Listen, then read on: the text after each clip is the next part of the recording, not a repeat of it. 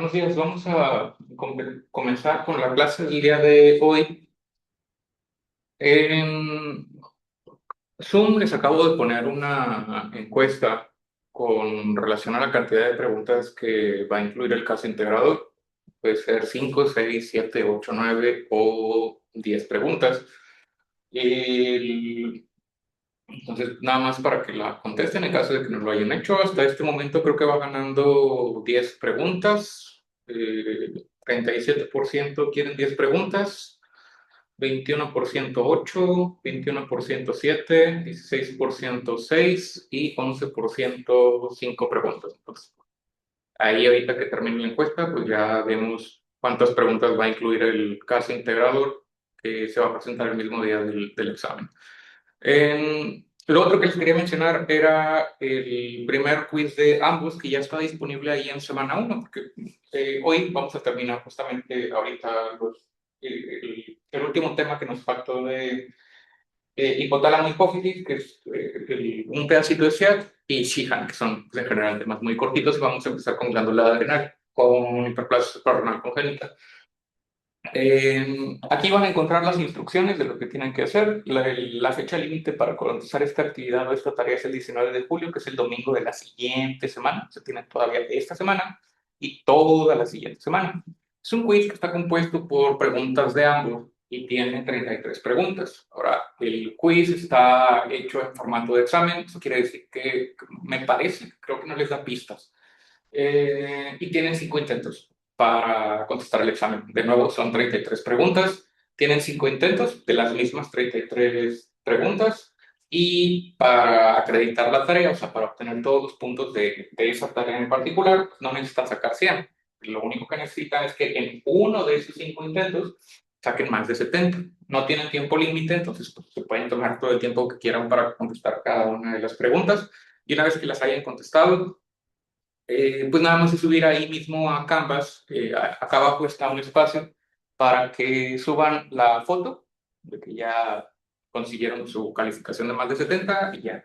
Y las respuestas van a aparecer hasta el día 20 de julio, o sea, un día después o al día siguiente de que se cierre la tarea, van a aparecer todas las respuestas a las preguntas del quiz para que las puedan revisar y ver si, en caso de que no hayan obtenido 100 en los 50, entonces ya revisen en qué se equivocaron. E igual, pues si hay alguna duda sobre alguna de esas preguntas, ya lo podemos revisar aquí también en la clase.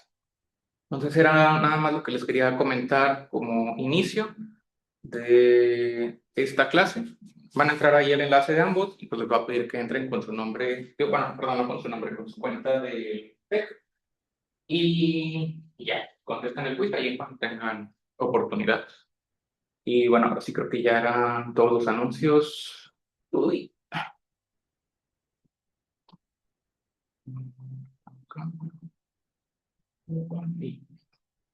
Vamos a empezar entonces con la clase del día de hoy.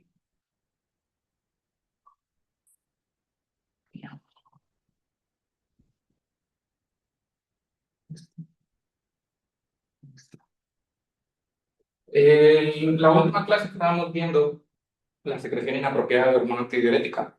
Esta enfermedad produce hiponatremia y puede llegar a producirse por múltiples razones o etiologías. En la última sesión alcanzamos a revisar los criterios mayores de la secreción inapropiada de hormona antidiurética y vamos a terminar de revisar hoy este tema.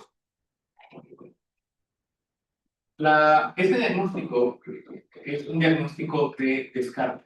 Esto quiere decir que antes de que yo pueda decir que una persona, que un paciente tiene esta condición, necesito evaluar la posibilidad de que tenga otras condiciones o enfermedades, específicamente aquellas que también producen una hiponatremia similar. En la clase anterior dijimos que el tipo de hiponatremia que producía el SEAT era una hiponatremia hipoosmolar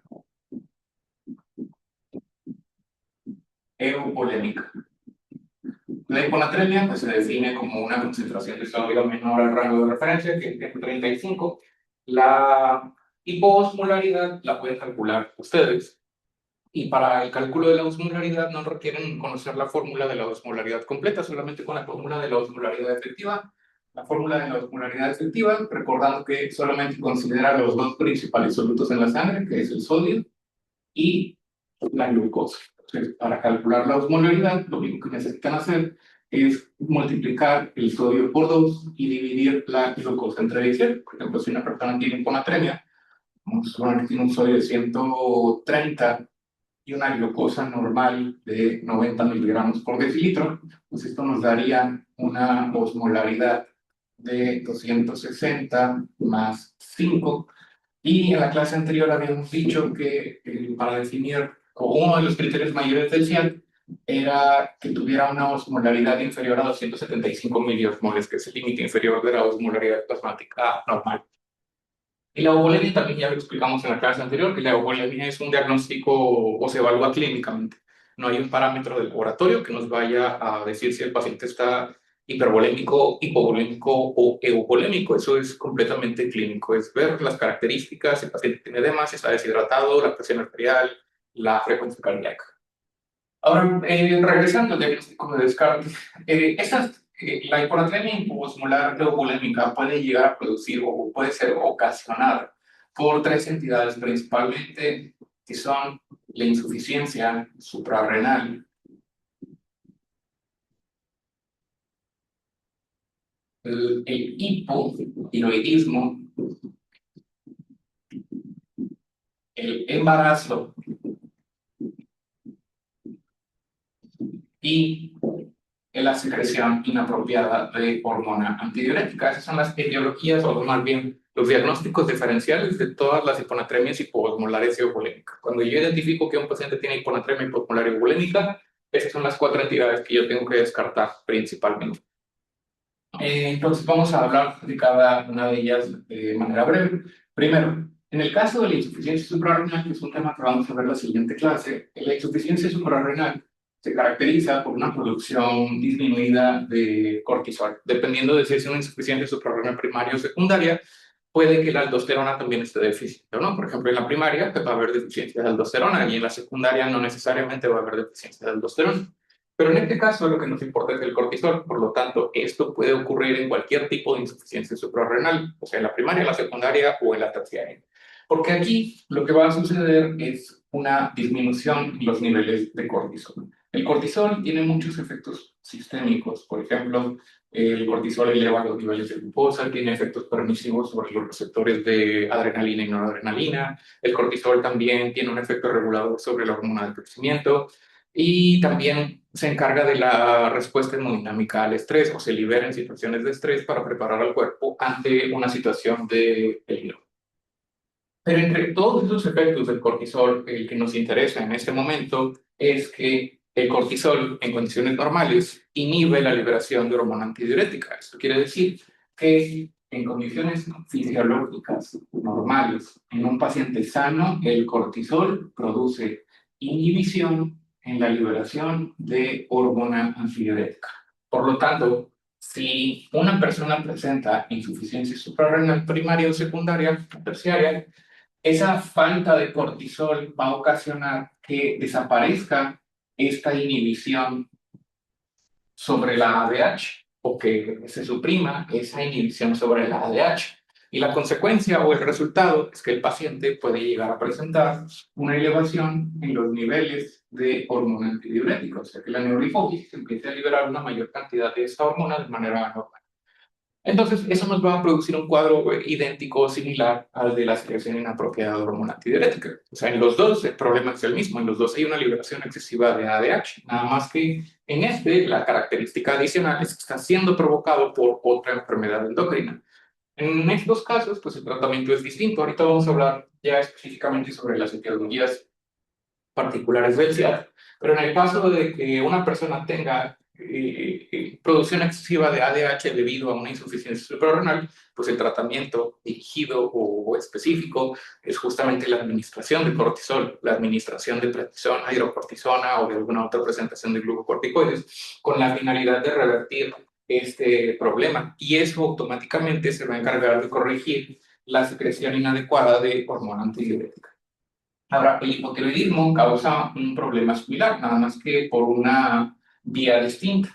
El hipotiroidismo se define como una disminución en la producción de hormonas tiroideas, de T3 y de T4. Al igual que el cortisol, las hormonas tiroideas también actúan en muchos órganos y sistemas de nuestro cuerpo.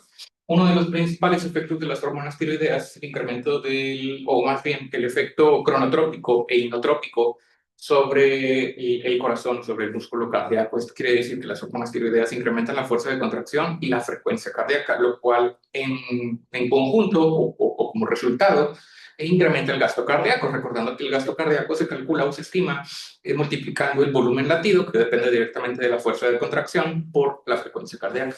Entonces, la disminución en la cantidad de las hormonas tiroideas va a producir una disminución de la frecuencia cardíaca, al mismo tiempo que también está produciendo una disminución en la fuerza contráctil del corazón. En conjunto, la disminución de estos dos componentes va a producir como resultado una disminución del gasto cardíaco. La disminución, a su vez, del gasto cardíaco va a producir una reducción en la perfusión de todos los tejidos. Pero en este caso, el que nos importa principalmente es el riñón, porque el riñón es uno de los órganos que recibe un mayor porcentaje del gasto cardíaco, aproximadamente entre el 22 al 24%, y es uno de los primeros órganos que sufre consecuencias de una disminución de la perfusión, o sea, que sufre de isquemia. Y eso va a producir la activación de mecanismos compensadores. Cuando disminuye la perfusión renal, cuando disminuye la cantidad de sangre que está llegando al riñón, esto va a producir la activación de un sistema que se encarga de mantener la presión arterial, que es el sistema renina-angiotensina-aldosterona. Al activarse este sistema por la disminución de la perfusión renal, esto va a producir primero la activación del sistema renina-angiotensina-aldosterona, del sistema renina-angiotensina-aldosterona. Y la activación de este sistema va a producir en consecuencia, o como parte del sistema, la elevación en los niveles de angiotensina 2. Y ya en la clase anterior vimos que la hormona antidiurética se puede liberar en respuesta a dos estímulos, que el principal es el incremento de la osmolaridad plasmática. Cuando se eleva la osmolaridad plasmática, eso produce la liberación de ADH.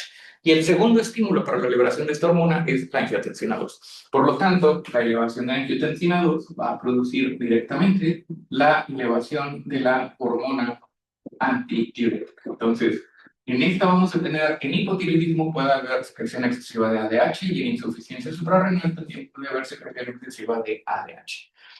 Justamente por esta razón es que el SEAT se considera o se debe de considerar un diagnóstico de descarte. Que antes de que yo diagnostique o le ponga la etiqueta a mi paciente de SEAT, necesito estar 100% seguro de que no se trata de un hipotiroidismo o de una insuficiencia suprarrenal, porque el tratamiento es completamente distinto. En el caso del SEAT, por ejemplo, que puede ser ocasionado por tumores, particularmente tumores carcinoides o tumores neoplasias pulmonares, el tratamiento pues sería completamente distinto. Por ejemplo, no es lo mismo, o no voy a tratar de la misma manera a un paciente que tiene un adenocarcinoma de pulmón y que está produciendo de manera ectópica hormona antidiurética a un paciente que tiene hipotiroidismo. Obviamente, el paciente que tiene hipotiroidismo lo único que requiere es reemplazo con hormonas tiroideas, darle levotiroxina. Similar a lo que ocurre con el paciente con insuficiencia suprarrenal. Si tiene insuficiencia suprarrenal, pues no necesito preocuparme por etiologías del SEAT, simplemente trato la deficiencia de cortisol y eso automáticamente va a resolver la secreción inadecuada de hormona antidiurética.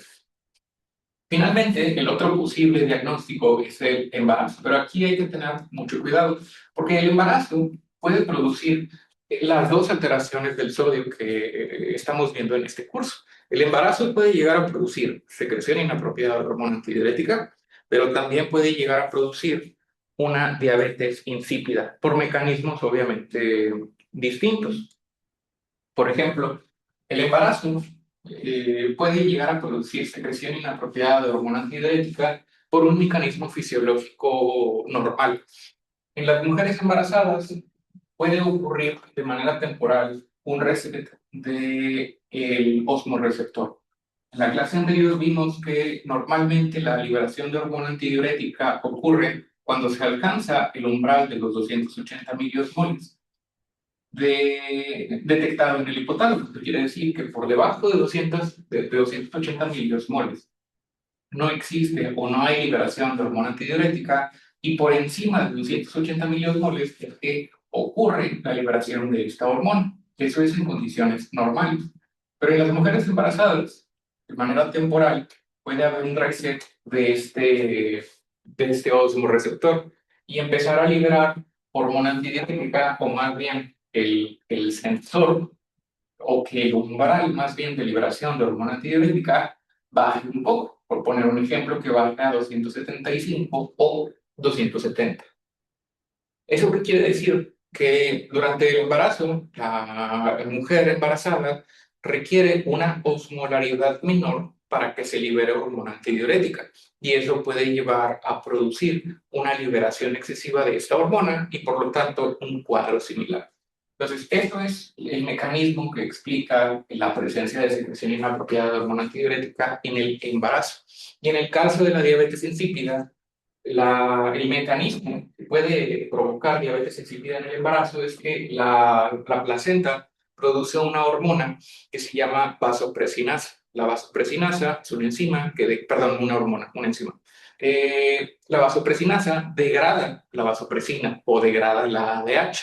Entonces, puede llegar a ocurrir el caso en el cual una mujer presenta un exceso en la secreción de esa enzima por parte de la placenta, y eso degrada en exceso a la hormona antidiurética. Y la degradación excesiva o el metabolismo excesivo de la hormona antidiurética va a ocasionar pues una especie de diabetes insípida central, en la cual no es necesariamente que no se produzca hormona antidiurética, sino que se está metabolizando muy rápido y por lo tanto produce una diabetes insípida. Normalmente en la mujer embarazada no ocurre ninguna de estas dos alteraciones porque hay un balance. Así como estoy produciendo más hormona antidiurética, la presencia de esta enzima que degrada la hormona antidiurética hace que se mantenga este balance entre producción excesiva y aumento en la degradación o aumento en el metabolismo. Pero si ocurre un desbalance por alguna razón, que se esté produciendo más de esta enzima o que no se produzca la suficiente cantidad de esta enzima, pues pueden aparecer cualquiera de estas dos entidades: secreción inapropiada de hormona antidiurética o diabetes insípida. Finalmente, perdón, bueno, en el caso de la insuficiencia suprarrenal, en la siguiente clase vamos a hablar sobre el diagnóstico de esta condición. Ustedes ya saben que para el hipotiroidismo el diagnóstico es por medio de un perfil tiroideo, evaluar los niveles de TSH y evaluar los niveles de T4 libre. Y en el caso del embarazo, pues idealmente un diagnóstico confirmatorio con una prueba inmunológica de embarazo, medir los niveles de gonadotrofina coriónica humana en sangre, debería de ser suficiente para descartar la presencia de embarazo. Ahora, una vez que ya descarté yo todas estas posibilidades, que no tenga insuficiencia suprarrenal, hipotiroidismo o que la mujer esté embarazada, ahora sí voy a pasar a las causas probables del SIAD. En general, la lista es larga de posibles causas del SIAD. Podemos describir, por ejemplo, neoplasias. Las más frecuentes son las neoplasias pulmonares, pero no se limita solamente a neoplasias pulmonares. Hay otros tipos de cáncer que también pueden llegar a producir SIAD, por ejemplo, el cáncer de estómago, algunos linfomas, puede haber también por cáncer de mama, aunque es menos frecuente que se produzca el SIAD por ese tipo de neoplasias. Casi siempre se debe a alteraciones pulmonares. También puede llegar a deberse a virtualmente cualquier patología que afecte al pulmón, como por ejemplo neumonías. Neumonías que pueden ser virales o bacterianas. Por ejemplo, infecciones por Mycobacterium tuberculosis muy frecuentemente producen secreción inapropiada de hormona antidiurética. Infecciones por el virus de la influenza también pueden llegar a producir secreción inapropiada. También infecciones por SARS-CoV-2. Técnicamente o virtualmente cualquier infección pulmonar puede llegar a producir secreción inapropiada de hormona antidiurética. No es lo común, pero puede llegar a suceder.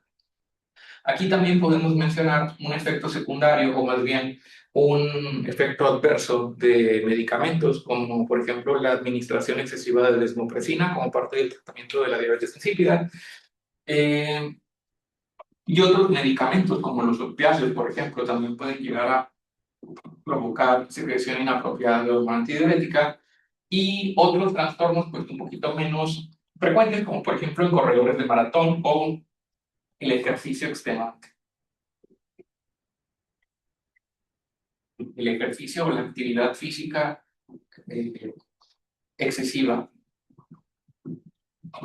Y esto ocurre porque, por poner un ejemplo, lo más típico es que se trate de un corredor de maratón. Cuando una persona está corriendo 42 kilómetros, normalmente se tardan más de 3 horas en terminar el maratón.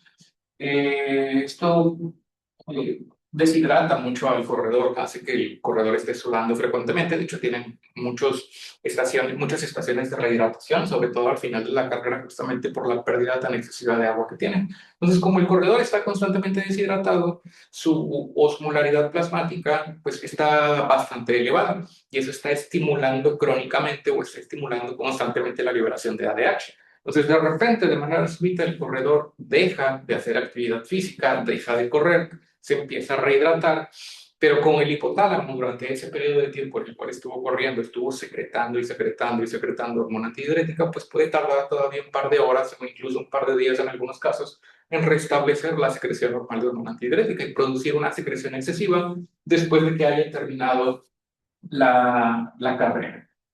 Entonces, ahorita vemos el resto de, de las etiologías que pueden producirse, sobre todo algunos medicamentos que es importante reconocerlos como posibles eh, causantes de una secreción inapropiada, que es esto que está aquí. Aquí en la diapositiva podemos ver algunas de las principales etiologías del SIAD, como por ejemplo los tumores productores de vasopresina. Ahí está el carcinoma broncogénico, el carcinoma de próstata, el carcinoma de vejiga, el timoma, el mesotelioma, el linfoma. Medicamentos, el más obvio, más común es la desmopresina, que sería un efecto secundario, pero también pueden ser ocasionados por puede ser ocasionado, perdón, por la clorpropamida, la carbamazepina, el éxtasis y de manera muy rara por inhibidores selectivos de la recaptura de serotonina, pero puede llegar a ocurrir. También por alteraciones de la vía neural, principalmente por estimulación del nervio vago, y ahí es donde entra prácticamente cualquier patología pulmonar, como las que ya mencionamos, la neumonía, la tuberculosis o incluso infecciones por hongos. Y también por alteraciones del sistema nervioso central, como la que vimos en la clase anterior, de la respuesta trifásica de la diabetes insípida, secreción inapropiada de hormona antidiurética, y posteriormente otra vez diabetes insípida. El SIAD nefrogénico es una entidad muy rara. Esto es una mutación del receptor de vasopresina que se produce por ganancia de función. Quiere decir que el paciente secreta una cantidad normal de ADH. El problema es que el receptor V2 para vasopresina está crónicamente activo debido a una mutación y eso produce una reabsorción excesiva de agua, perdón, aunque los niveles de ADH estén bajos o normales. Y finalmente, otras etiologías que también pueden llegar a producir sería la infección por el virus de inmunodeficiencia humana y, como ya lo mencioné también, el ejercicio extenuante. Entonces, esas son las principales causas de secreción inapropiada de hormona antidiurética, pero de nuevo, estas deben de considerarse una vez que se han descartado las otras entidades que producen hiponatremia hiposmolar euvolémica, perdón, que es la insuficiencia suprarrenal, el hipotiroidismo y el embarazo en caso de que se trate de una mujer en edad fértil.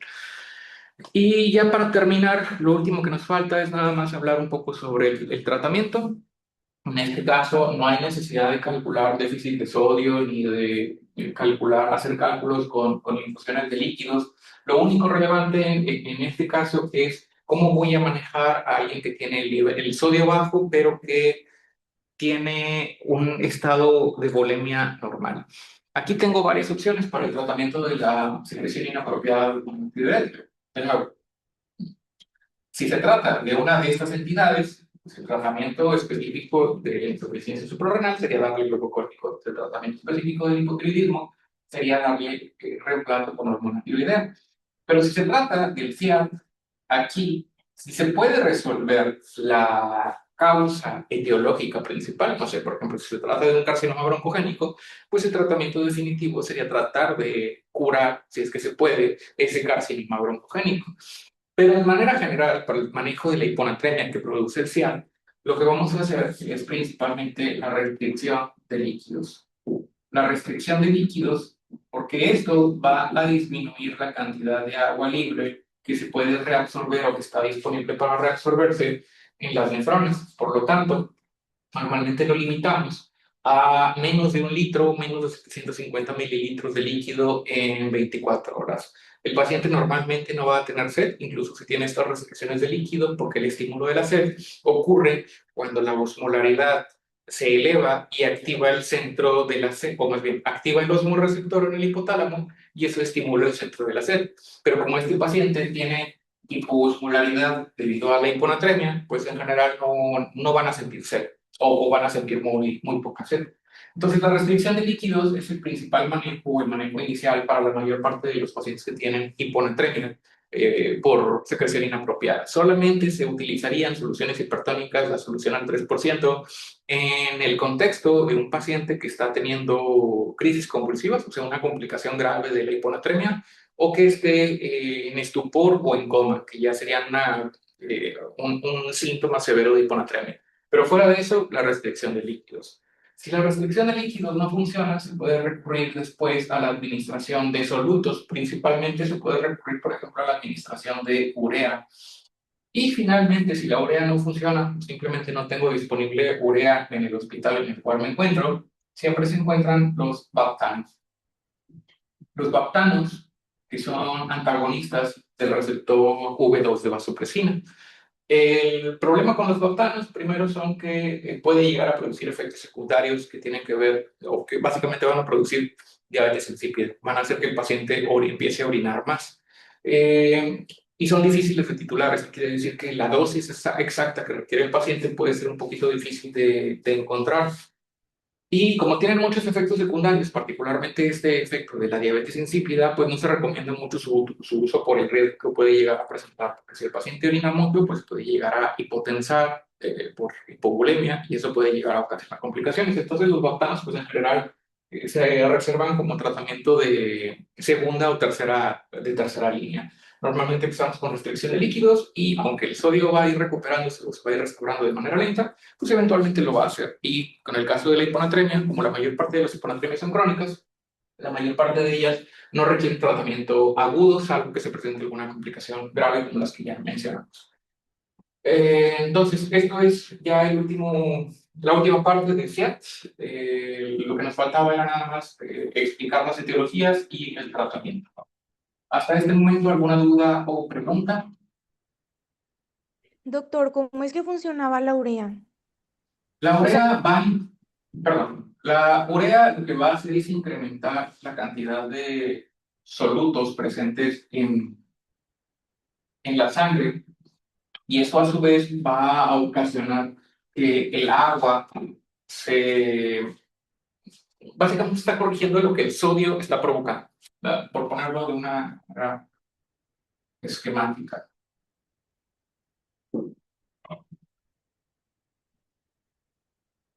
Si el sodio está bajo en el compartimento intravascular y en el líquido intracelular. El sodio bajo en la sangre es lo que provoca el movimiento de agua desde el interior del vaso sanguíneo hacia el interior de la célula. Es la parte inicial de la fisiopatología de la secreción inapropiada de hormona antidiurética, que se desplace el agua desde el interior del vaso sanguíneo hacia el interior de la célula, porque el agua se va a mover de donde hay una menor osmolaridad o una menor concentración de solutos hacia donde hay más concentración de solutos. Entonces, lo que está haciendo la urea es básicamente reemplazar la función del sodio. Si tú incrementas la urea y, no sé, vamos a poner, estoy inventándome un número, 15 miliequivalentes o milimolios. Eso produciría que el agua ya no se mueva de compartimento, porque la urea va a restablecer, por decirlo de alguna manera, la osmolaridad que el sodio hizo que disminuyera. El sodio, como está bajo, hizo que disminuyera la osmolaridad, la urea lo restaura. La urea restablece la osmolaridad. Por ejemplo, si en este caso el paciente tuviera una glucosa de 90 miligramos por decilitro, la fórmula completa de la osmolaridad es sodio más potasio por 2 más la glucosa entre 18 más el nitrógeno de la urea entre 2,8. Entonces, la urea también participa en la osmolaridad plasmática, en la osmolaridad normal de 275 a 290.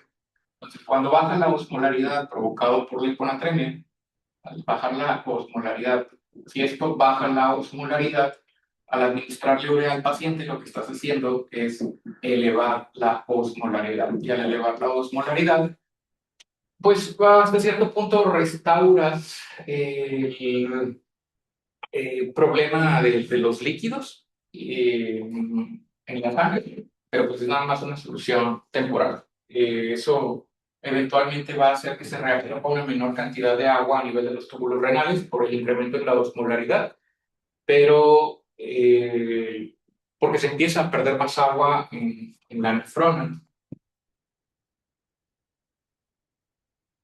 A nivel de la nefrona, al administrarle la urea, y después el túbulo renal,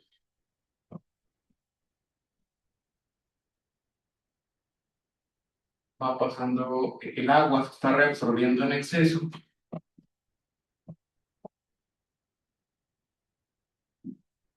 Es la acuaporina tipo 2. Y hay transportadores de urea en el túbulo colector que son los UTA1, que son los transportadores de urea. Este tipo de transportadores normalmente reabsorben urea, pero en este caso lo que queremos lograr es que el agua se reabsorbe a través de las acoporinas tipo 2. Pero si yo le di al paciente urea, la urea va a ocasionar que haya un incremento en la osmolaridad del líquido tubular. Y al incrementar la osmolaridad del líquido tubular, el agua se deja de reabsorber porque el agua se queda con los solutos. Entonces, el paciente no tiene efectos secundarios graves por la administración de urea. Uno podría pensar, por ejemplo, que le puede dar un síndrome urémico, pero como el paciente tiene una función renal en teoría normal, la urea le está excretando. Nada más que la secreción de urea va a ocasionar que haya una mayor secreción, perdón, no secreción, excreción de agua a través de la orina, porque el agua está siguiendo a la urea que está eliminando el paciente a través de la orina. Entonces, en el CIAT, el paciente orina menos porque tiene una reabsorción excesiva de agua. Pero si tú le estás dando urea por vía oral al paciente, lo que va a hacer su riñón es deshacerse de esa urea. Entonces, la urea se filtra, pasa la barrera de filtración, llega a los túbulos renales y en los túbulos renales el agua te queda en el túbulo renal, o sea, no se reabsorbe porque se va con la urea por el incremento en la osmolaridad del líquido tubular y de esa manera incrementas la excreción de agua a través de la orina. Pero también hay que tener cuidado con eso para no pasarte con la dosis de urea, pero ese es el mecanismo por el cual la urea incrementa la excreción de agua y por lo tanto normalizaría eventualmente también los niveles de sodio del paciente. ¿Alguna otra duda hasta aquí? Muy bien. Finalmente, el último tema que nos falta de revisar es el de síndrome de Sjögren. El síndrome de Sjögren es una condición que puede llegar a ocurrir durante el trabajo de parto de la mujer embarazada y normalmente se asocia a complicaciones propias del trabajo del parto, particularmente la hemorragia. La clase anterior, donde vimos los hallazgos neuroradiográficos de la glándula pituitaria, vimos que durante el último trimestre del embarazo, la glándula hipófisis, que se encuentra en la silla turca, podía aumentar su tamaño de manera fisiológica. Esto quiere decir que esté más grande de lo normal. Entonces, cuando está más grande de lo normal, es más susceptible a presentar isquemia o a presentar alteraciones en la perfusión. Y en este caso, la isquemia o las alteraciones en la perfusión de la glándula pituitaria ocurren principalmente en el contexto de una mujer que está teniendo hemorragia postparto, que se define como una pérdida de más de 500 mililitros durante el parto vaginal. Las complicaciones o que producen hemorragia postparto son muchas. Hay muchas razones por las cuales puede presentar hemorragia postparto, pero una de las más frecuentes es la atonía uterina. Cuando se desprende la placenta del útero, los vasos sanguíneos de la madre que estaban conectados a la placenta, pues quedan básicamente libres. Es el útero. Y aquí es donde se encontraba la placenta que se encargaba de alimentar, por decirlo de alguna manera, al producto. Los vasos sanguíneos de la placenta estaban conectados a la madre, pues quedan ya libres una vez que se desprende la placenta. Normalmente cuando nace el producto, todavía pasan un par de minutos en el cual el útero se sigue contrayendo, una vez que ya salió el producto. Y eso es porque todavía los niveles de oxitocina se encuentran altos. Y pasan aproximadamente unos 5 minutos o 10 minutos en lo que ocurre el alumbramiento. El alumbramiento es la salida de la placenta del canal vaginal o del útero. Entonces, cuando se desprendió la placenta y salió la placenta, los vasos sanguíneos del útero pues quedan expuestos. La oxitocina sigue produciendo la contracción y la contracción del músculo uterino es lo que produce que esos vasos sanguíneos que quedaron expuestos se cierren. Pero si la paciente presenta atonía uterina quiere decir que el útero pierde rápidamente su fuerza contráctil o que ya no pierde el tono muscular, no ocurre esa contracción de los vasos sanguíneos y por lo tanto estos vasos, aunque estaba conectada a la placenta, empiezan a sangrar o empiezan a producir la salida de sangre abundante. Y eso va a ocasionar una hemorragia postparto. Entonces, en ese contexto de la hemorragia postparto, va a producir obviamente hipovolemia. La hipovolemia va a asociarse a una reducción del gasto cardíaco y la reducción del gasto cardíaco puede llegar a producir isquemia de casi todos los tejidos. Y de nuevo, los tejidos que más van a sufrir son aquellos que están más perfundidos o los que reciben una mayor cantidad de ese gasto cardíaco, como por ejemplo el riñón. Pero otro tejido que también es muy susceptible es la glándula pituitaria y es particularmente susceptible porque durante ese último trimestre aumentó el tamaño de la glándula hipófisis, principalmente por el crecimiento de las células lactotropas en preparación para la lactancia. Pero no aumentó mucho los vasos sanguíneos se quedaron igual. O sea, sigue siendo irrigado principalmente por el plexo portal hipofisiario y las arterias hipofisiarias, pero tienes una mayor cantidad de tejido que irrigar con la misma cantidad de vasos sanguíneos. Entonces, es un tejido que se vuelve particularmente susceptible a la hipovolemia o la isquemia. Esta condición, la hemorragia postparto, es el principal factor de riesgo para que una mujer desarrolle el síndrome de Sheehan, que fue descrito por Harold Sheehan por allá de 1937 y que se caracteriza por hipopituitarismo. Es una causa rara o poco frecuente de hipopituitarismo. Se estima que solamente explica el 5 al 6% de todos los casos de hipopituitarismo. Solamente el 5 al 6% de todos los casos de hipopituitarismo. Y también se estima que para que ocurra hipopituitarismo, porque no todas las mujeres que tienen una complicación obstétrica durante el trabajo de parto van a presentar isquemia pituitaria. Se estima que para que ocurra una deficiencia hormonal después de esta complicación, tiene que haber al menos una afectación de más del 50% de toda la glándula pituitaria. O sea, que si solamente se afectó un pedazo pequeño o una porción pequeña de la glándula pituitaria, normalmente la cantidad de células residuales son suficientes o son capaces de seguir produciendo hormonas de manera normal. Entonces, cuando hay una afectación de menos del 50%, normalmente no hay ningún hipopituitarismo o no hay hipopituitarismo. Pero cuando hay más del 50% de las células afectadas o más del 50% de la glándula que sufre isquemia, es cuando aparece la deficiencia de una o más hormonas pituitarias. Y cuando ocurre más del 75% de la afectación de la glándula, cuando se afectan tres cuartas partes de la glándula que sufren isquemia, aquí es cuando puede ocurrir el panhipopituitarismo, que es la ausencia de todas las hormonas de la glándula pituitaria. La primera hormona que se afecta en este caso casi siempre es la prolactina, que es una de las razones por las cuales la glándula pituitaria aumentó de tamaño en primer lugar, o en este caso en específico.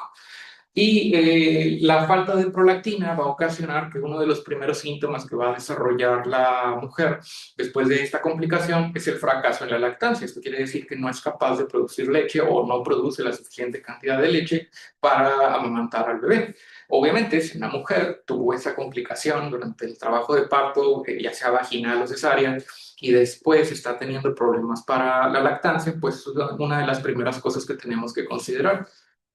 Y no nada más va a ocurrir el fracaso en la lactancia, virtualmente puede haber deficiencia de cualquier hormona pituitaria. Eso quiere decir que puede llegar a tener deficiencia de hormona del crecimiento, puede llegar a tener hipotiroidismo secundario, insuficiencia suprarrenal secundaria y también deficiencia de FSH, LH o deficiencia bueno, ya había dicho hormona del crecimiento. Puede llegar a presentarse cualquiera de estas y también podría llegar a presentarse deficiencia de vasopresina, aunque esa es muchísimo más rara. Se estima que la diabetes insípida como resultado de un síndrome de Sheehan ocurre en menos del 1 a 2% de las pacientes que tuvieron o que tienen síndrome de Sheehan. Entonces, tendría que ser una isquemia o necrosis de la glándula muy extensa como para que se alcance a afectar la neurohipófisis y que la paciente quede con algún grado de con diabetes insípida. Normalmente la hormona que más se afecta, la que primero aparece su deficiencia, es la prolactina. Y finalmente, sobre otro aspecto muy importante que tenemos que tener en cuenta en estos pacientes, es que el hipopituitarismo no necesariamente va a aparecer de manera inmediata a que ocurre la complicación, porque hay algunas pacientes que pueden desarrollar hipopituitarismo muchos años después de haber tenido este evento. Quiere decir que podemos encontrar mujeres de 50 años o más que estén presentando apenas hipopituitarismo, que empiecen a presentar pues, a lo mejor deficiencia de hormonas tiroideas, deficiencia de hormonas del crecimiento, deficiencia de cortisol y insuficiencia suprarrenal, básicamente, pero que como único antecedente refiere a que a lo mejor cuando tenía 20 años o cuando tenía 30 años tuvo una complicación obstétrica en la cual pues, sangró mucho y tuvo un síndrome de Sheehan. En esos escenarios, muchas veces cuando hacemos la resonancia magnética nos vamos a encontrar con una silla turca vacía, porque la glándula pituitaria probablemente empezó a presentar una degeneración lenta pero progresiva del tejido y ocasionó que el resto de la silla turca o el resto del espacio de la silla turca empezase a ser ocupado por líquido cefalorraquídeo.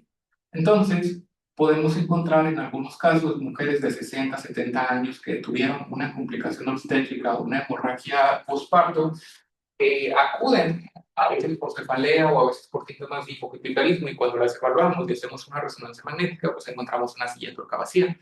Y en esos escenarios, siempre que encontramos una alteración hipofisiaria, estamos obligados a realizar un panel completo de hormonas hipofisiales. Eso quiere decir que yo tendría que evaluar la posibilidad de que tenga deficiencia de TSH, de ACTH, de prolactina, de hormona del crecimiento, una vez que ya encontré esa alteración. El tratamiento en estos casos, una vez que ya ocurrió la isquemia debido a la hemorragia postparto, lo único que hay que hacer es primero realizar la evaluación completa de todas las hormonas pituitarias para ver cuál de ellas se encuentra deficiente. En este caso, no necesariamente tenemos que medir directamente las hormonas pituitarias. Por ejemplo, si lo que yo quiero evaluar es la ACTH, pues no nada más tendría que evaluar la ACTH, también tendría que evaluar los niveles de cortisol.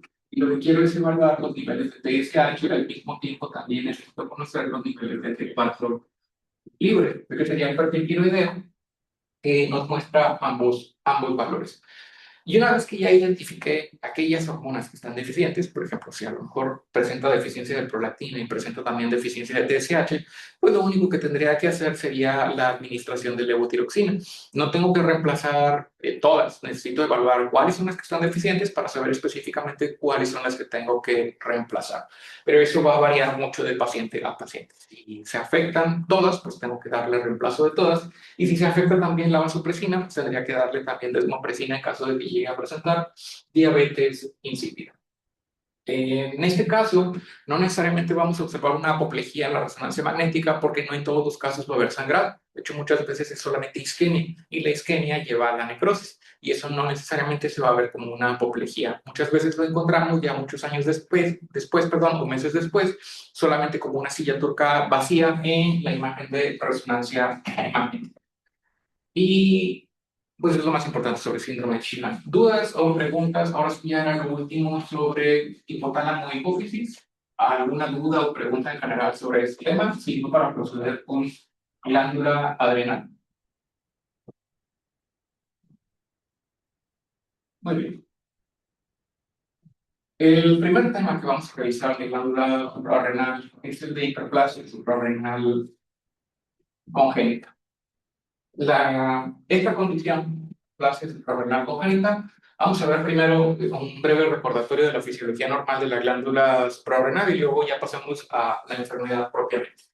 La glándula suprarrenal es una glándula que se encuentra en el polo superior de los riñones. Esta glándula está compuesta por dos partes, que son la corteza suprarrenal y la médula suprarrenal.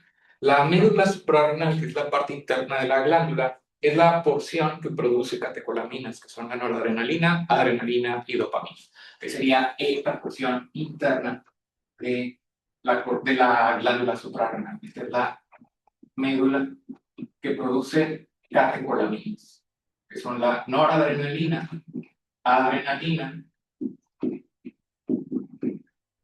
y dopamina. De esa nos vamos a ocupar más adelante cuando veamos el tema de feocromocitomas supragangliones. Ahorita nos vamos a enfocar en la corteza suprarrenal, que es la parte externa de la glándula. La corteza, a su vez, se subdivide en tres porciones. Una porción externa que se llama zona glomerular. La zona glomerular es la porción que se encarga de la síntesis de aldosterona.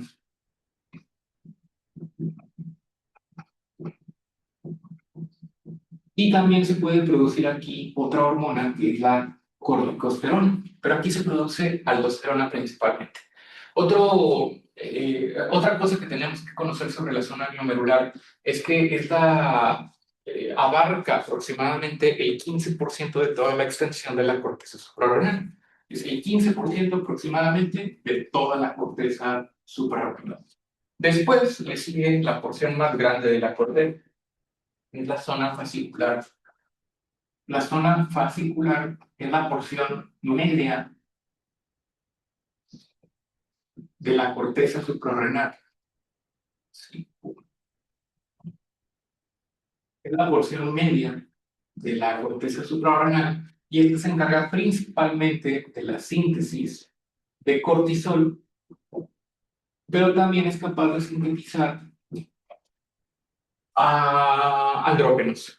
Y finalmente está la zona, la zona fascicular es la zona más grande, está abarca aproximadamente el 75% de todo el tamaño de la corteza suprarrenal. Y finalmente, ahora sí, está la zona reticular. La zona reticular es la parte interna. La zona reticular se encarga principalmente de la producción de andrógenos. La zona reticular. Esta zona solamente representa el 10% de toda la extensión de la corteza suprarrenal y se encarga principalmente de la síntesis de andrógenos, aunque también es capaz de sintetizar cortisol. Otro punto importante es que la zona fascicular y la zona reticular no son capaces de sintetizar aldosterona. La aldosterona se sintetiza de manera exclusiva en la zona glomerular y también al revés, la zona glomerular no es capaz de sintetizar cortisol ni andrógenos. Solamente puede sintetizar corticosterona y aldosterona. Estas diferencias se deben a las diferentes enzimas que se encuentran en cada una de las zonas de la corteza suprarrenal. Y para eso vamos a recordar nuevamente el proceso de hormonogénesis. Esto quiere decir cuál es el proceso a través del cual se sintetizan las hormonas esteroideas de la corteza suprarrenal. Las hormonas esteroideas se sintetizan a partir del cortisol, perdón, del colesterol. El colesterol se convierte a pregnenolona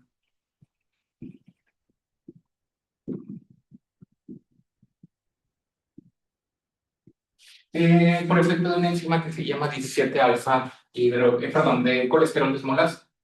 Después, la pregnenolona se convierte a 17 hidroxipregnenolona.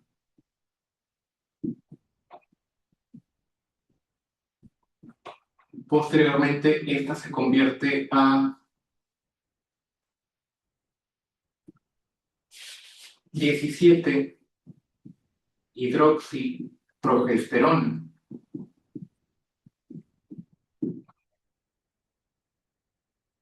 Posteriormente se convierte a 11 deoxicortisol. Y finalmente el 11 deoxicortisol se convierte en cortisol. Y todo esto es a través de diferentes enzimas, como por ejemplo, esta ya la mencionamos, que es la colesterol, desmolasa.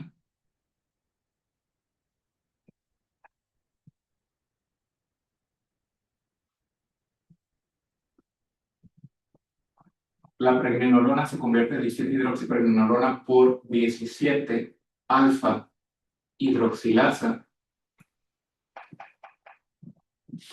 Y luego la 17 hidroxiprogesterona se convierte en 17 hidroxiprogesterona por la 3 beta hidroxi esteroide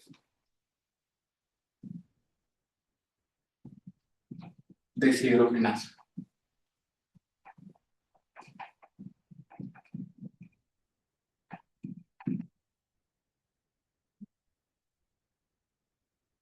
La desmolasa se encarga de la conversión de colesterol a pregnenolona. La 17 alfa hidroxilasa se encarga de la conversión de pregnenolona a 17 hidroxipregnenolona. Y finalmente, la 3 beta hidroxiesteroide se encarga de la conversión de 17 hidroxipregnenolona a 17 hidroxiprogesterona. Y bueno, aquí hay más enzimas que participan en todo este proceso que también son muy importantes, como por ejemplo la 21 hidroxilasa. Y por acá está la 11 beta hidroxilasa. Y finalmente por acá abajo está la aldosterona sintasa.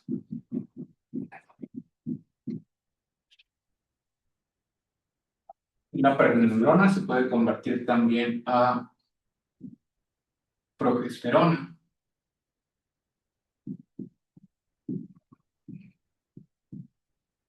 Y la progesterona convertirse a 11 deoxicorticosterona.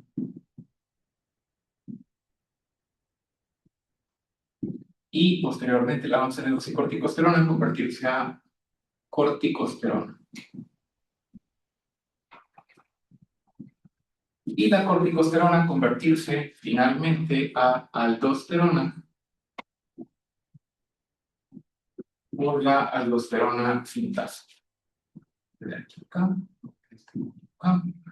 Este también se puede convertir aquí acá y este acá. Y este.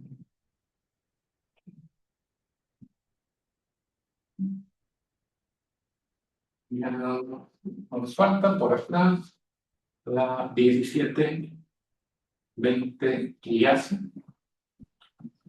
que convierte la 17-hidroxiprenolona en dihidroepiandrostenediona y posteriormente esto se convierte en andrógenos o androstenediona.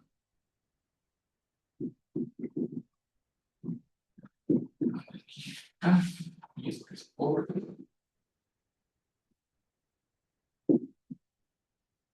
la pera. Este es el proceso normal de síntesis de los glucocorticoides. Y conocer el proceso de síntesis también nos va a ayudar a entender las diferencias enzimáticas que existen, o más bien las diferencias enzimáticas entre las diferentes capas de la corteza nos ayuda a entender también esta tabla. Por ejemplo, una característica que tiene la zona glomerular es que la zona glomerular tiene deficiencia de 17-alfa-hidroxilasa. En la zona glomerular, que es la primera porción de la corteza suprarrenal, no hay 17-alfa-hidroxilasa.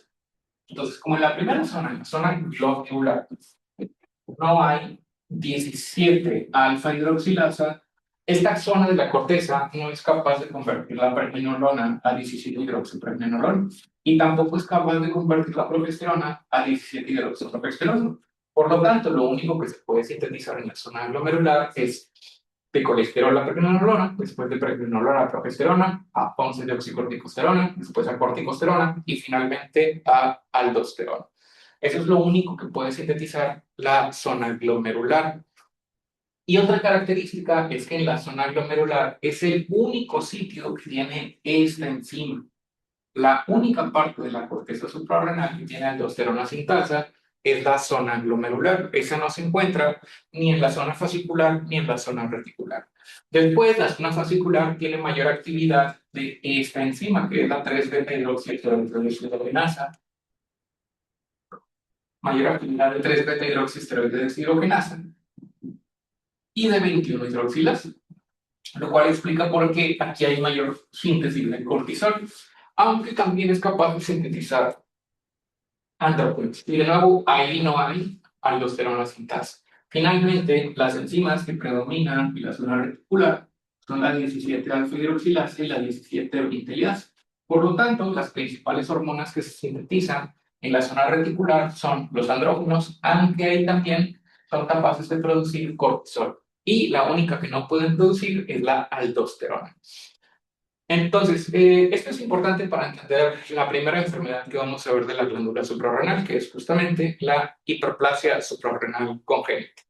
La hiperplasia suprarrenal congénita comprende un grupo de varias enfermedades. Hiperplasia suprarrenal congénita comprende un grupo de enfermedades que se producen por una deficiencia completa o parcial de las enzimas que se encuentran en la corteza suprarrenal. Casi siempre es parcial. La mayor parte de los casos de hiperplasia suprarrenal congénita son versiones incompletas. Eso quiere decir que no tienen una deficiencia completa de las enzimas, sino que solamente tienen una deficiencia parcial, pero todavía es capaz a lo mejor de producir un 10 o un 20% de la hormona que está deficiente.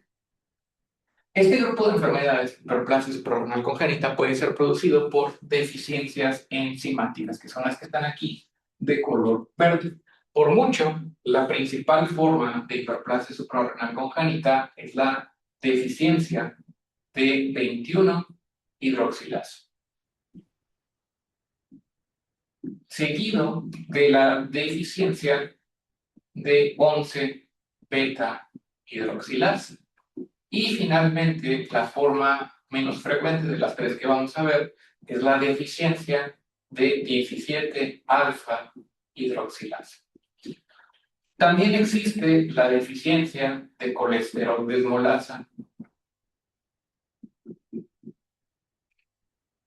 la deficiencia de 3-beta-hidroxiesteroide deshidrogenasa, pero estas son versiones muchísimo menos frecuentes de la hiperplasia suprarrenal congénita. En general, estas tres abarcan más del 95% de todos los casos de hiperplasia suprarrenal congénita. Y esta solamente la deficiencia de 21-hidroxilasa abarca más del 90% o entre el 88 o 90% de todos los casos de hiperplasia suprarrenal congénita. Por lo tanto, nosotros nos vamos a enfocar en las tres principales. No vamos a ver las otras dos, que son más severas casi siempre, pero mucho menos frecuentes. Algo que tienen en común todos estos tipos y la razón por la cual se engloban o se agrupan en esta entidad que llamamos hiperplasia suprarrenal congénita es que tienen una característica en común y es que en todas va a haber deficiencia siempre de una hormona, que es el cortisol.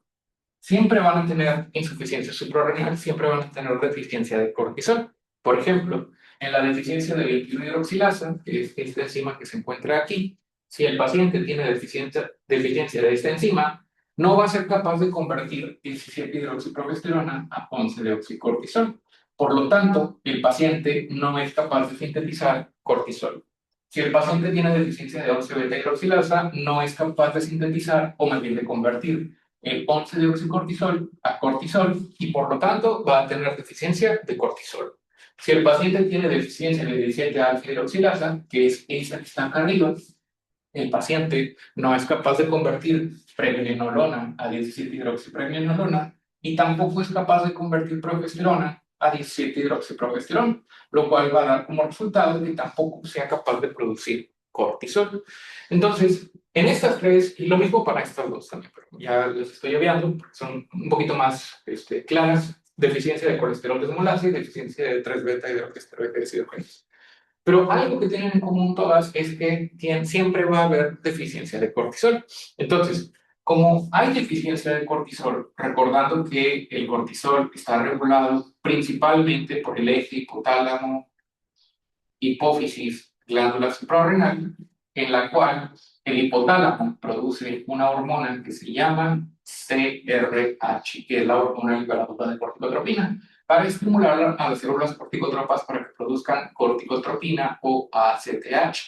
Y finalmente la ACTH es la que estimula, de hecho, todo este proceso de hormonogénesis, con excepción de la síntesis de aldosterona, porque esa está regulada por el RAS. Pero eso es lo que estimula principalmente la liberación de cortisol. Y el cortisol ejerce retroalimentación negativa sobre el hipotálamo, sobre el hipófisis. Volviendo a la hiperplasia suprarrenal congénita. Si el paciente no es capaz de producir cortisol porque tiene alguna de estas deficiencias, disminuye la síntesis de cortisol. Si hay menor síntesis de cortisol, no se va a ejercer retroalimentación negativa sobre la CRH y la ACTH, lo que quiere decir que el paciente va a tener crónicamente elevación en los niveles de CRH y también una elevación en los niveles de ACTH. Entonces, como los niveles de ACTH están crónicamente elevados, eso va a producir una estimulación constante de la corteza suprarrenal, lo cual va a producir hiperplasia. La hiperplasia es congénita debido a que esto se debe a una mutación en alguna de estas tres enzimas, que son las principales que producen hiperplasia suprarrenal congénita. Por lo tanto, el paciente va a tener primero un agrandamiento, un crecimiento normal de la glándula suprarrenal, que es la hiperplasia suprarrenal, y finalmente es congénita porque se debe a una mutación genética, lo que quiere decir que en la mayoría de los casos, o más bien no en la mayoría de los casos, en todos los casos, la enfermedad va a estar presente desde que nace el producto. Dependiendo del grado de deficiencia, puede que en algunos casos pase desapercibido, sobre todo estos dos que no son parte del perfil del tamiz neonatal obligatorio por ley en todos los hospitales. Esta es más difícil que se pase porque esa sí se evalúa en el tamiz neonatal, del cual vamos a hablar un poco más adelante. Entonces, entendiendo ya todos estos puntos, ahora vamos a pasar a revisar cada una de estas deficiencias de manera individual, qué es lo que ocurre en la deficiencia de 21-hidroxilasa, en la deficiencia de 11-beta y en la deficiencia de 17-alfa-hidroxilasa, para entender cómo, cómo diagnosticarlo y también cómo identificarlo de manera oportuna.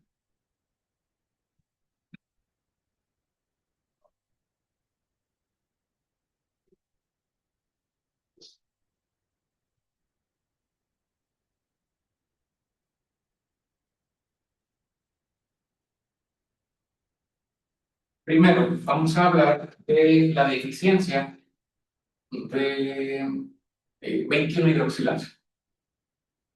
Es la más frecuente. La deficiencia de 21 hidroxilasa.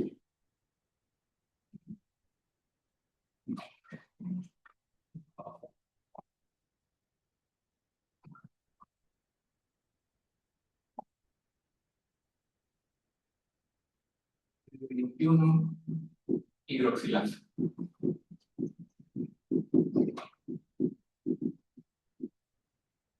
Vamos a hacer deficiencia. La deficiencia de 21 hidroxilasa. Ahora, de cada una de ellas, vamos a ver qué es lo que va a suceder en cada una de las capas de la corteza suprarrenal. Lo primero que vamos a revisar es la forma de hiperplasia suprarrenal congénita más frecuente, que es la deficiencia de 21 hidroxilasa. Vamos a hablar primero de lo que sucede con los mineralocorticoides, o sea, la aldosterona. En la deficiencia de 21 hidroxilasa, los glucocorticoides, perdón, los mineralocorticoides, o sea, la aldosterona, no se van a poder sintetizar adecuadamente, porque si la de 21 hidroxilasa está ausente o deficiente, el paciente no es capaz de producir progesterona perdón, no es capaz de convertir progesterona a 11-deoxicorticosterona. Y tampoco es capaz de producir 17-hidroxiprogesterona, o más bien convertir 17-hidroxiprogesterona a 11-deoxicortisol. O sea, esta no puede pasar acá y esta tampoco puede pasar acá. Por lo tanto, como tiene deficiencia de aldosterona, porque la aldosterona no se puede sintetizar, lo que vamos a observar es primero que los niveles de aldosterona van a estar disminuidos. Los niveles de aldosterona van a estar disminuidos. Y aquí es importante recordar los efectos normales de la aldosterona.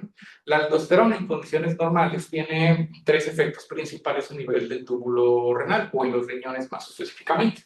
Primero, la aldosterona incrementa la excreción o secreción de potasio, lo que quiere decir que si el paciente tiene deficiencia de aldosterona, no va a haber una secreción adecuada de potasio a través de la orina y por lo tanto el potasio se va a acumular en la sangre.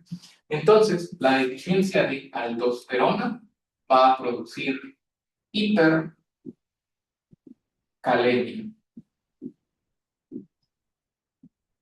que es una elevación en los niveles de potasio. Hipercalemia.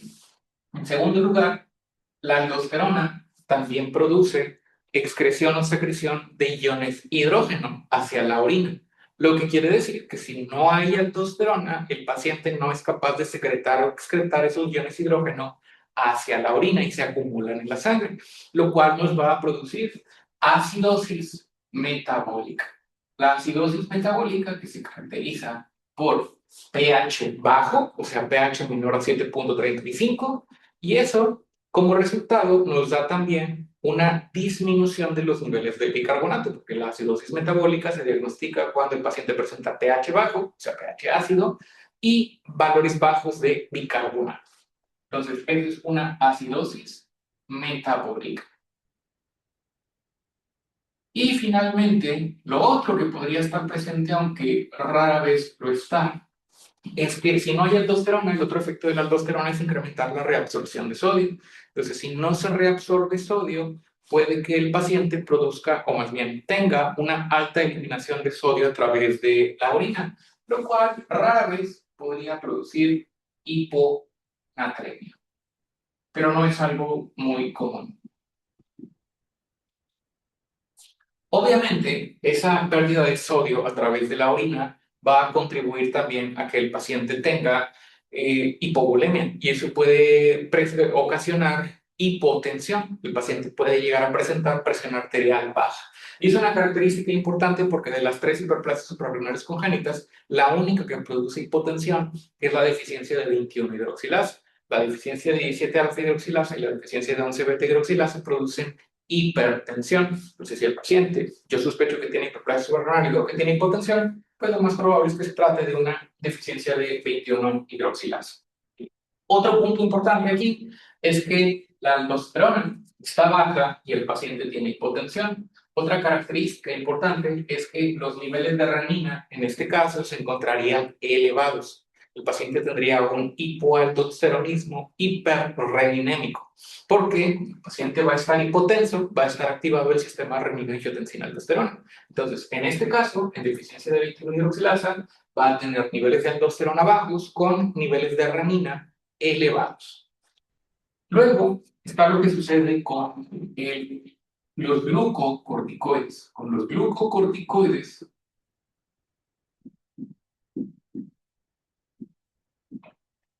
esto va a ser algo compartido entre las tres, entre la deficiencia de 21, la deficiencia de 11 beta y deficiencia de 17 alfa hidroxilasa, porque como ya lo mencionamos, lo que tienen en común estas tres entidades es que en las tres va a haber deficiencia de cortisol. Entonces, aquí, ante la falta de cortisol, ante la deficiencia de cortisol, el paciente va a presentar primero la tríada clásica de la insuficiencia suprarrenal, que es hiponatremia, que ya explicamos por qué produce hiponatremia, que es insuficiencia suprarrenal, produce una liberación excesiva de ADH y ese exceso de ADH produce un exceso en la reabsorción de agua y por lo tanto puede llegar a producir hiponatremia. En segundo lugar, hipoglucemia.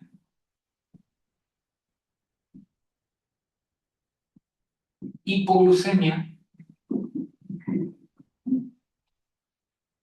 debido a que el cortisol eleva los niveles de cortisol, perdón, eleva los niveles de glucosa en la sangre, la falta de cortisol produce hipoglucemia. Y finalmente, la última manifestación de la deficiencia de cortisol sería la hipotensión. La hipotensión debido a que el cortisol tiene un efecto permisivo sobre los receptores de catecolaminas. Esto quiere decir que hace que se expresen receptores beta y receptores alfa para adrenalina y noradrenalina. Si no hay cortisol, no hay expresión de receptores, por lo tanto el paciente puede llegar a presentar presión arterial baja por falta de estimulación de los receptores de catecolaminas.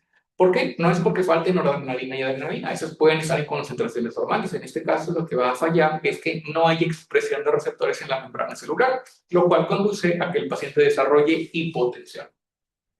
Y otros síntomas que pueden aparecer por la deficiencia de cortisol pueden llegar a ser, por ejemplo, la hiperpigmentación. La deficiencia de cortisol puede provocar una elevación de los niveles de ACTH, que como lo vamos a explicar después, se forma a partir de la propia melanocortina y la ACTH a su vez se degrada en alfa-MSH y en el péptido similar a glucocorticoides o el GLP.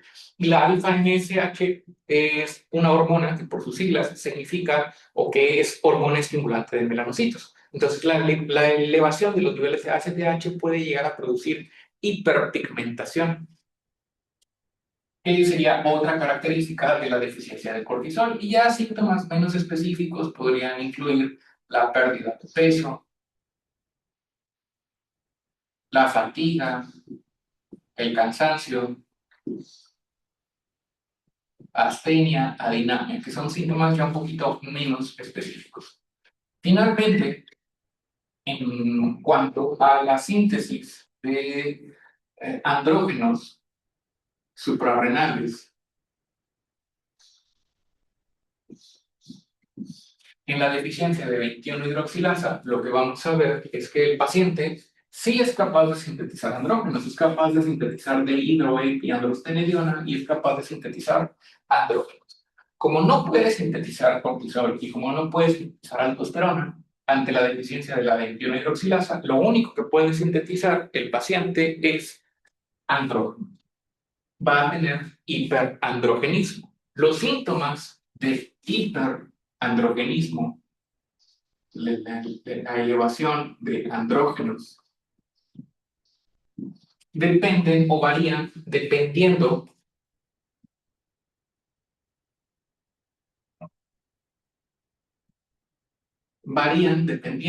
de el sexo genético de ese paciente. Está la 3 beta, para que no estorbe. Esta es la 3 beta, esta es la 21 y esta es la 11 beta hidrogenasa. En este caso, Si el paciente es XX, esto quiere decir que tiene sexo genético femenino, lo que va a suceder es que ese sexo genético femenino, ante la exposición crónica y prolongada a altas concentraciones de andrógenos, va a producir virilización. Puede ocasionar que los genitales externos parezcan genitales masculinos. El clítoris puede adoptar las características del pene, puede tener glande, tener falo, y los labios mayores se pueden fusionar y dar la apariencia de un escroto. La única diferencia es que como la paciente tiene ovarios, porque es sexo genético XX, no va a tener testículos, porque en este caso los ovarios no van a descender nunca hacia el escroto, lo cual va a provocar criptorquídea, o que se considere que es criptorquídea porque va a tener un escroto, pero no va a haber testículos en su interior. Y en el caso de los XY, lo que va a suceder es la pubertad precoz, o sea, los genitales van a ser normales, pero la característica que van a tener estos pacientes es que van a desarrollar características sexuales masculinas de manera muy temprana. O sea, un niño de 5 o 6 años puede empezar a desarrollar características que normalmente se manifiestan hasta la adolescencia. La aparición de vello púbico, y la voz más grave, la aparición de vello axilar y otras manifestaciones que normalmente aparecen en etapas más tardías de la vida. Entonces, eso es la pubertad precoz. Que de nuevo, todas estas son características exclusivas de la deficiencia de 21 hidroxilasa. Todo esto es deficiencia de 21 hidroxilasa, y esto de cortisol o la deficiencia de cortisol es algo que comparten las tres.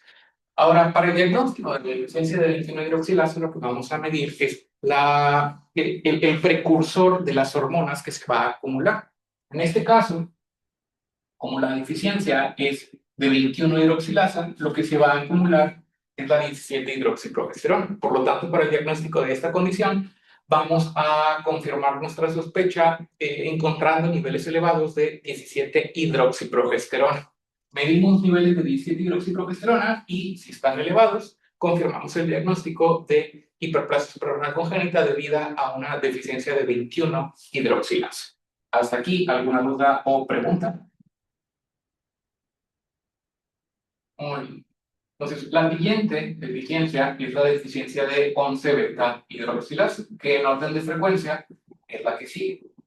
La deficiencia de 21-hidroxilasa va a producir primero en el apartado de los mineralocorticoides. Si yo no tengo 11-beta-hidroxilasa, lo que va a ocurrir es que no puedo convertir deoxicorticosterona a corticosterona. Por lo tanto, no puedo sintetizar aldosterona. Entonces, aquí los niveles de aldosterona también van a estar disminuidos.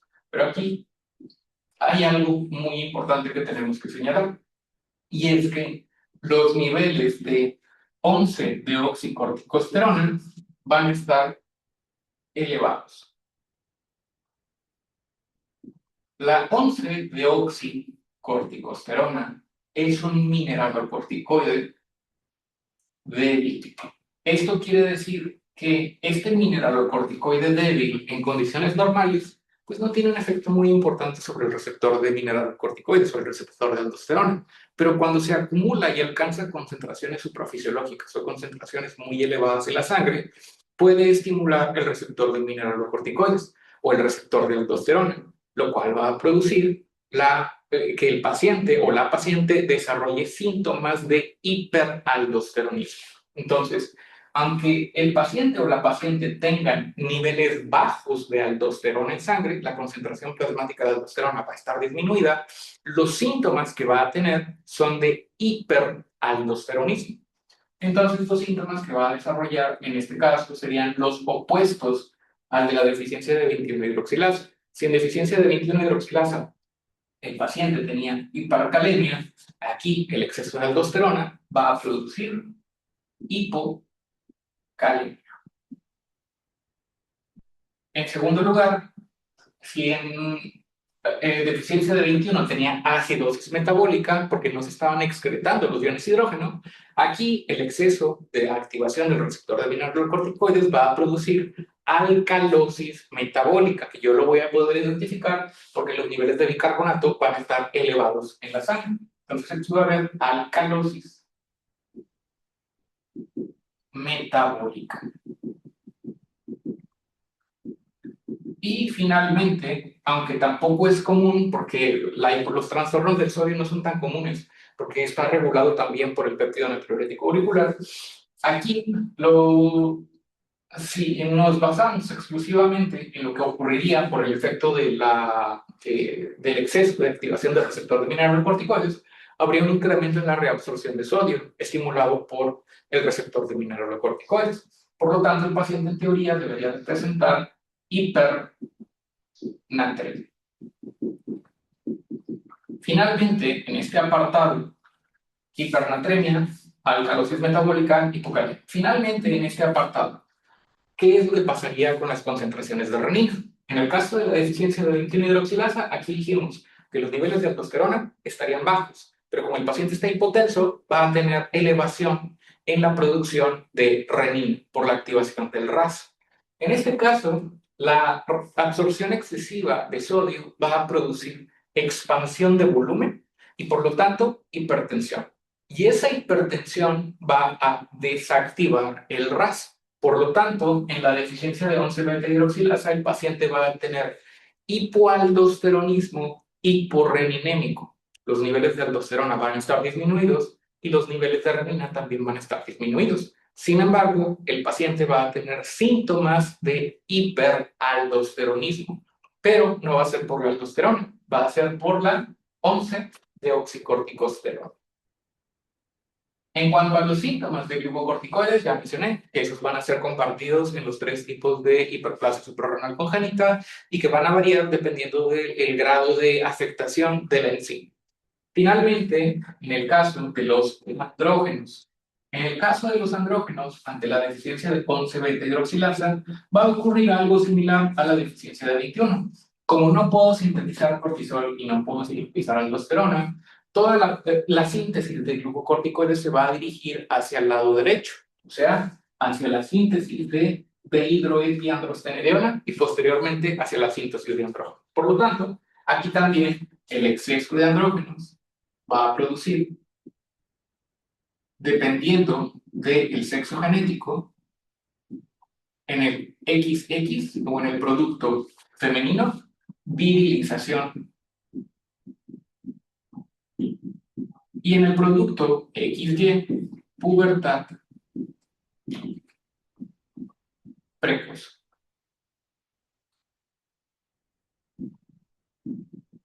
Para el diagnóstico de esta condición, lo que medimos son niveles de 11-deoxicorticosterona o niveles de 11-deoxicortisol, que van a estar elevados debido a que es el punto en el cual se detiene el proceso de síntesis. Como no puedo pasar de aquí a acá, se acumulan los niveles de esta. Hasta este momento, ¿alguna duda o pregunta? Muy bien. Finalmente, el último tipo de hiperplasia suprarrenal congénita que vamos a ver es la deficiencia de 17-alfa-hidroxilasa. La deficiencia de 17-alfa-hidroxilasa es la menos frecuente de estos 3 tipos de hiperplasia suprarrenal congénita. Primero, en cuanto a los mineralocorticoides. En los mineralocorticoides lo que va a suceder es que como no hay presencia de 17-alfa-hidroxilasa, la síntesis de mineralocorticoides va a estar casi en su totalidad preservada. Sin embargo, aún así, el paciente va a presentar niveles bajos o en su defecto normales de aldosterona. Como esto ocurre debido a que tenemos que recordar el proceso normal de síntesis de los mineralocorticoides en la corteza suprarrenal. En la corteza suprarrenal tenemos 3 capas. Tenemos la zona glomerular, la zona fascicular y la zona reticular.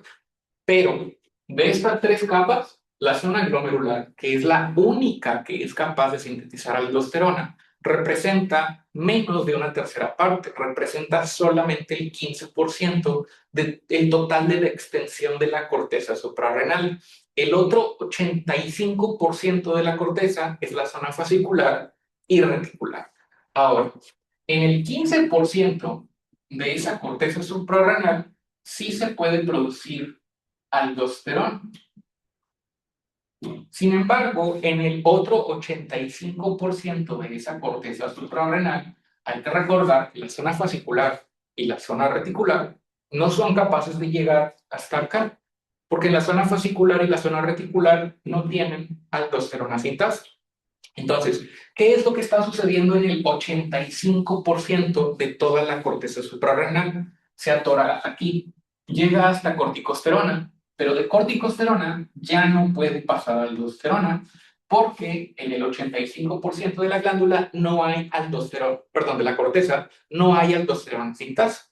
Entonces, en el 85% lo que está ocurriendo es que hay una producción excesiva de corticosterona.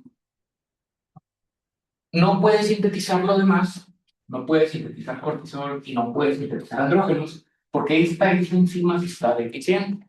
Entonces, lo que está ocurriendo es que en zona fascicular y zona reticular, que de nuevo representan el 85% de toda la corteza suprarrenal, solamente están convirtiendo todo el colesterol a corticosterona. Es lo único que están produciendo. Entonces, ante esa situación, como la mayor parte de las hormonas que se están produciendo en la corteza suprarrenal es corticosterona, eso va a producir un incremento en los niveles de corticosterona. La corticosterona también es un mineralocorticoide débil, al igual que la 11-deoxicorticosterona.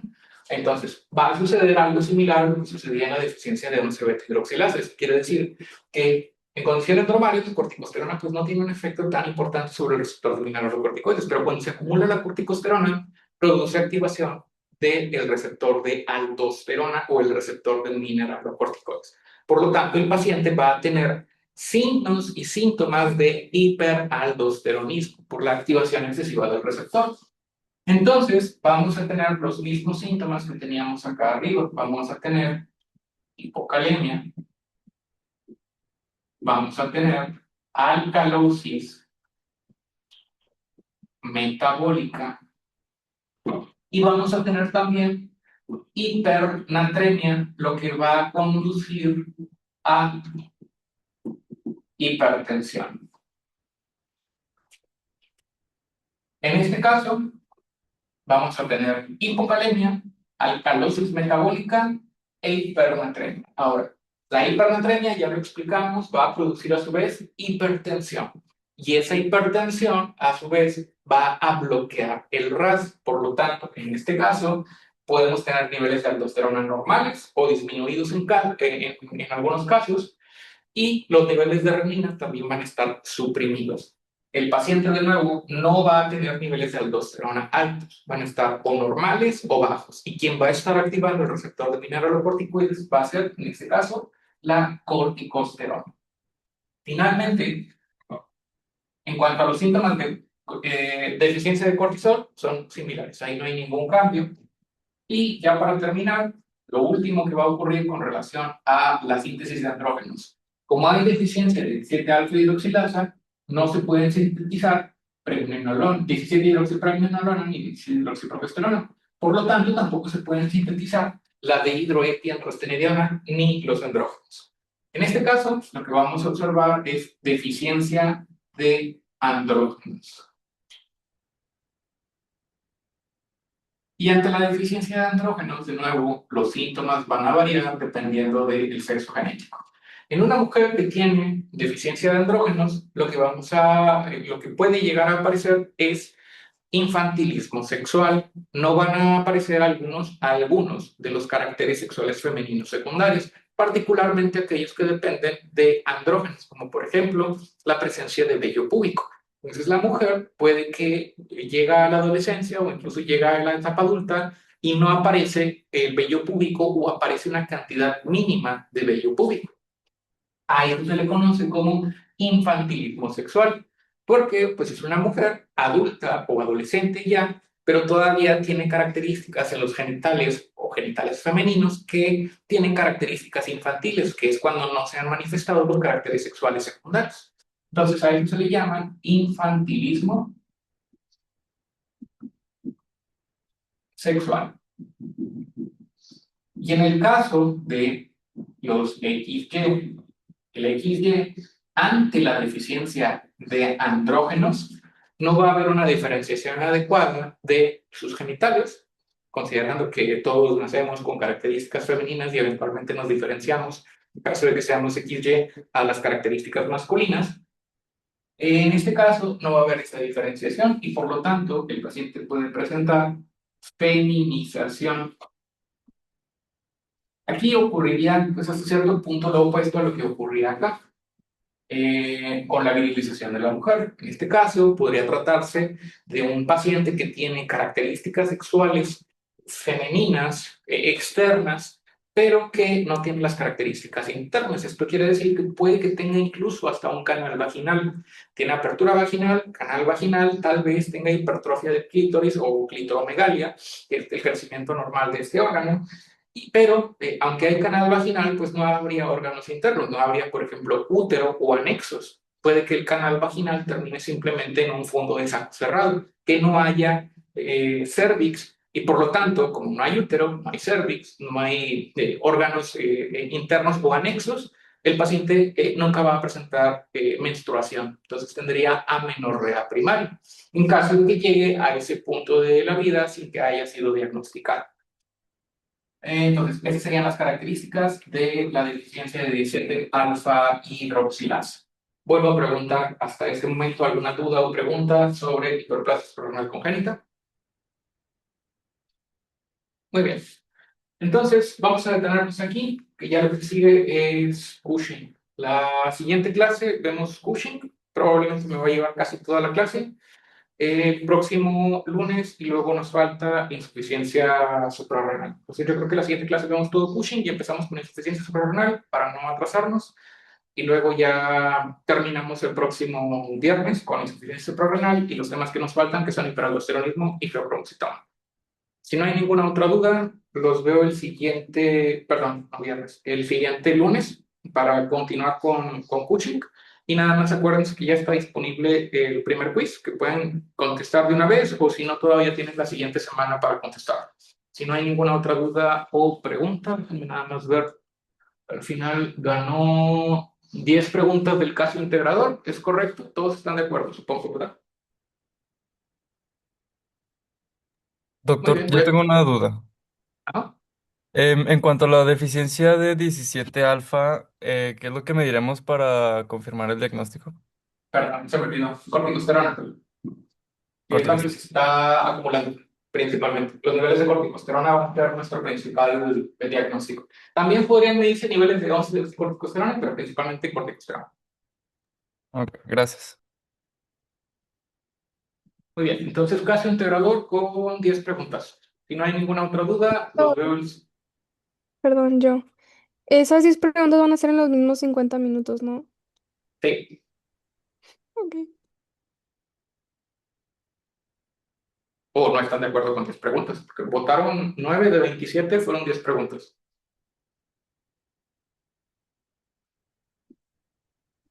¿Cuánto tiempo nos va a dar para el caso, doctor? O sea, es que dijo 50. Eh, lo máximo que lo puedo extender son 50 minutos.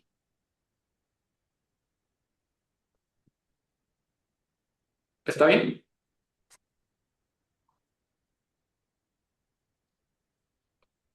Muy bien, voy a tomar esos manitos arriba, como que está bien. Entonces, 10 preguntas, 50 minutos, caso integrador. Nada más, los veo el siguiente lunes. Que tengan bonito fin de semana. Gracias, doctor. Gracias, Gracias, doctor. doctor. Doctor, Gracias, doctor. tentativamente, ¿qué día sería el examen?